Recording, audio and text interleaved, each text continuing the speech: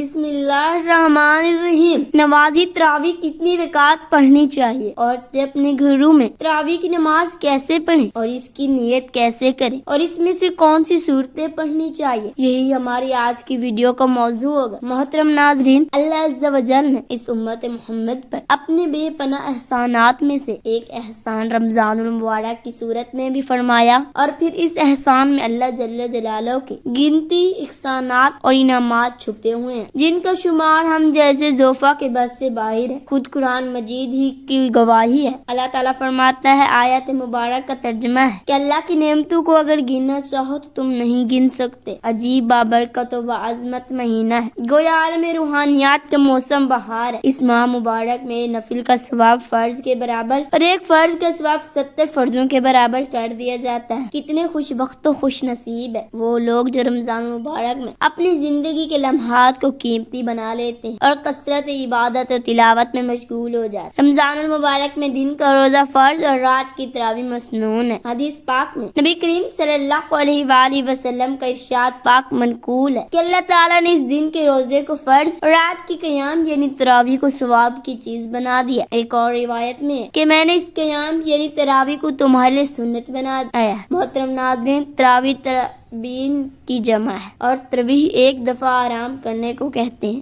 یعنی اطمینان سے پڑھی جانے والی نماز۔ ہر 4 رکعت کو ایک تراویح کہتے ہیں۔ شریعت کی اصطلاح میں تراویح وہ نماز ہے جو سنت موقدہ ہے اور رمضان المبارک کی راتوں میں شوق کی نماز کے بعد سے صبح صادق کے درمیان پڑھی جاتی ہے۔ عام رواج اور معمول عشاء کے بعد متصل پڑھنے ہے۔ ام المومنین حضرت عائشہ صدیقہ رضی اللہ تعالیٰ عنہ سے مروی ہے کہ ایک رات رسول صلی اللہ علیہ وآلہ وسلم نے مسجد میں تراویح نماز پڑھی تو لوگوں نے بھی آپ صلی اللہ علیہ وآلہ وسلم کے ساتھ نماز پڑھی۔ پھر آپ صلی اللہ علیہ وآلہ وسلم نے اگلی رات نماز پڑھی تو اور زیادہ لوگ جمع ہو گئے۔ پھر تیسری اور چوتھی رات بھی اکٹھے ہو گئے،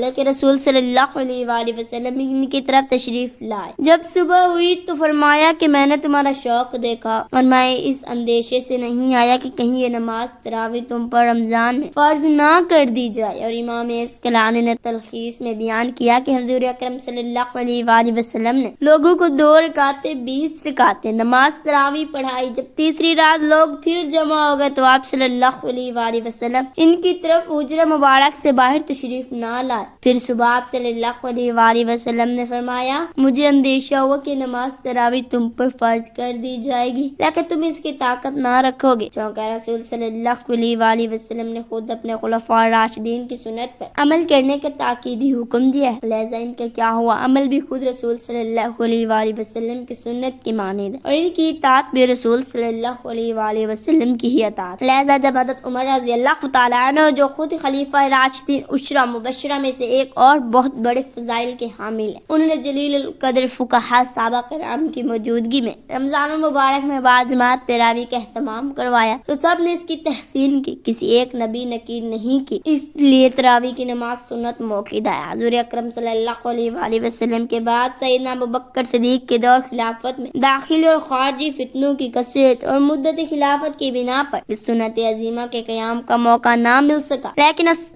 سیدنا عمر رضی اللہ تعالیٰ عنہ نے اپنے دور خلافت میں اس سنت کو جو عارض کی بنا پر موقوف تھی، لیکن اب وہ عارض چونکہ باقی نہیں رہا، سنت کو جاری فرما دیا۔ حضرت عبد الرحمن بن عبد القانی روایت کرتے ہیں کہ میں حضرت عمر رضی اللہ تعالیٰ عنہ کے ساتھ رمضان کی ایک رات مسجد کی طرف نکلا تو لوگ متفق تھے، کوئی تنہا نماز پڑھ رہا تھا اور کوئی کسی کے اقتداء میں ایک گروہ نے نماز پڑھ رہا تھا۔ حضرت عمر رضی اللہ تعالیٰ عنہ نے فرمایا، میرے خیال میں انہیں ایک قاری کے پیچھے جمع کر دو تو اچھا ہوگا۔ بس آپ رضی اللہ تعالیٰ عنہ نے حضرت ابی بن کعب رضی اللہ تعالیٰ عنہ کے پیچھے سب کو جمع کر دیا۔ پھر میں ایک اور رات ان کے ساتھ نکلا اور لوگ ایک قیام کے پیچھے نماز پڑھ رہے تو حضرت عمر رضی اللہ تعالیٰ عنہ نے ان کو دیکھ کر فرمایا، یہ کتنی اچھی بدعت ہے، جو لوگ اس نماز تراویح سے سو رہے ہیں اور وہ نماز ادا کرنے والوں سے زیادہ بہتر ہے۔ اور اس سے ان کے مراد وہ لوگ تھے جو رات کو جلدی سو کر رات کے پچھلے پہر میں نماز ادا کرتے تھے، اور تراویح ادا کرنے والے لوگ رات کے پہلے پیر میں نماز ادا کرتے تھے۔ اب مسئلہ یہ ہے کہ مرد حضرات تو مسجد چلے جاتے ہیں، یہاں پر باقاعدہ تراویح کی نماز جماعت کے ساتھ ادا کی جاتی ہے، لیکن خواتین کے اندر اس نماز کو کس طریقے سے پڑھیں، اس نماز کو پڑھنے کا طریقہ کیا ہے، آج نماز کی نیت کیسے کیسے کریں؟ سب سے پہلے تو ہم عشاء کے 4 فرض پڑھیں گے. عشاء کی نماز کے 4 فرض پڑھنے کے بعد پھر ہم 2 سنت موقدہ سنت ادا کریں گے اور اس کے بعد وتر نہیں پڑھیں گے. پھر 20 رکعت تراویح کی نماز ادا کی جائے گی اور وہ 20 رکعت 2 کر کے پڑھی جائیں گی، یعنی 2 رکعت پڑھ کر سلام پھیر دیں گے. اس کے بعد 2 رکعت اسی طرح سے 2 رکعت کر کے 20 رکعت تراویح کی نماز ادا کریں گے. اگر آپ 4 رکعت پڑھتے ہیں تو تب بھی کوئی حرج نہیں، نماز ہو جائے گی، لیکن بہتر نہیں ہے. بہتر یہ ہے کہ 2 رکعت کر کے پڑھی جائے. 20 رکعت اس طرح سے مکمل ہو گئے. اب اس کی نیت کیسے کریں؟ نیت کہتے ہیں دل کے پختہ ارادے کو زبان سے نیت کرنا. کوئی ضروری نہیں، کوئی لازم نہیں، کوئی شرط نہیں. دل کے اندر جو آپ کا ارادہ ہے، آپ کڑی ہوئی ہے، آپ نے دل کے اندر ارادہ کیا کہ میں 2 رکعت تراویح کی نماز پڑھتی ہوں، بس یہی نیت ہوگی. اس کے علاوہ کوئی زبان سے نیت کرنا یہ کوئی ضروری نہیں. لیکن علماء کرام بیان کرتے ہیں کہ زبان سے نیت کرنا ہی مستحب ہے. اگر آپ زبان سے نیت کرنا یہ مستحب ہے. اگر آپ زبان سے نیت کریں تو اس طرح بھی کر سکتی ہیں. میں نیت کرتی ہوں 2 رکعت نماز تراویح واسطے اللہ تبارک و تعالی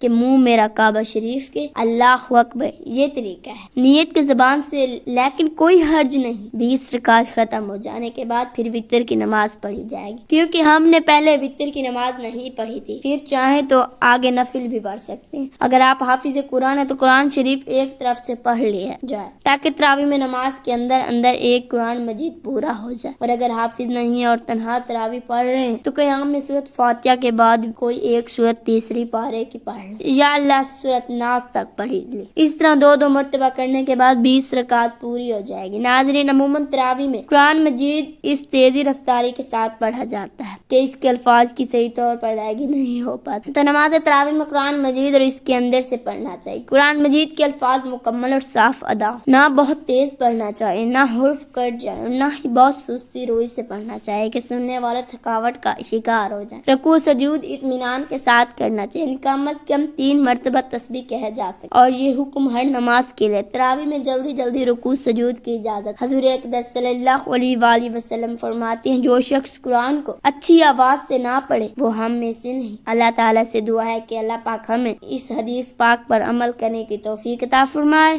آمین. اللہ پاک سے دعا ہے کہ میرا پڑھنا اور آپ کا سننا اپنی بارگاہ الہی میں منظور و مقبول فرمائے، آمین. اپنا خیال رکھیے گا، دعاؤں میں یاد رکھیے گا، آمین یا رب العالمین. ناظرین، کمنٹ باکس میں اللہ تعالیٰ کے 99 ناموں میں سے ایک نام ضرور ٹائپ کریں. شکریہ. اگر ویڈیو اچھی لگی ہو تو ویڈیو کو لائک اور چینل کو سبسکرائب ضرور کیجیے.